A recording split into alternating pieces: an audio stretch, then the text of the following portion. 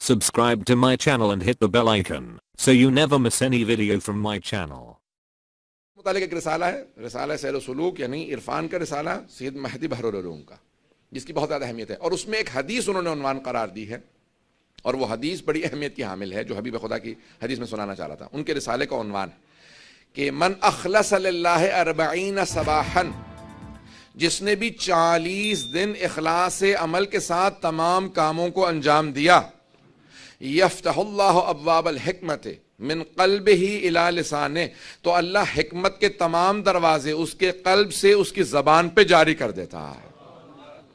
صرف 40 دن، 40 ہفتے، 40 مہینے، 40 سال نہیں، صرف 40 دن جو مسلسل ہر کام کو اخلاص کے ساتھ بجا لائے، اخلاص کے ساتھ بجا لائے، تو اللہ اس کی زبان سے حکمت کے دروازے جاری کر دیتا ہے، اس کے دل سے اس کی زبان پہ تمام حکمت کی باتیں آنے لگتی ہیں۔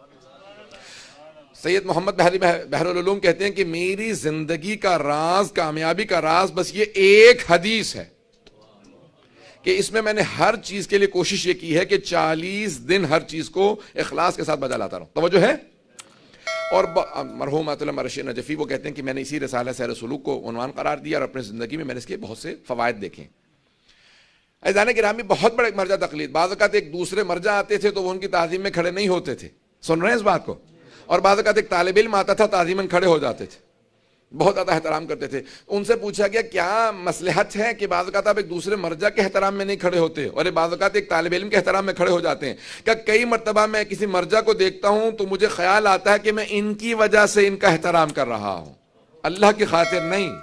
توجہ، اخلاص یہ ہے کہ انسان اللہ کی خاطر کسی کے ساتھ محبت کرے، اس کے ساتھ اخلاص سے پیش آئے۔ کہ بعض اوقات ایک طالب علم کو دیکھتا ہوں اور دیکھتا ہوں اس کے چہرے کا نور بتا رہا کہ مجھے اس کی تعظیم کرنی چاہیے، تو کہا میں جانتا ہوں کہ اس طالب علم کے پاس کچھ بھی نہیں ہے دینے کے لیے، اگر اس کی تعظیم کروں گا تو اللہ کی خاطر کر رہا ہوں۔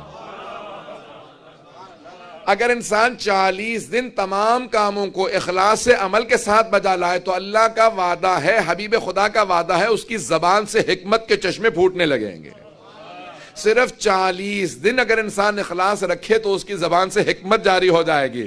عزیزان گرامی، قرآن کی آیت ہے کہ وَمَنْ أُوتِيَ الْحِكْمَةَ فَقَدْ أُوتِيَ خَيْرًا كَثِيرًا، جس کو اللہ حکمت عطا کر دے اللہ نے اسے خیر کثیر عطا کی ہے، خیر کثیر عطا کی۔ حکمت بہت بڑی نعمت ہے، حکمت و دانائی۔ اللہ سب کچھ دے لیکن حکمت ضرور دے، دانائی ضرور دے۔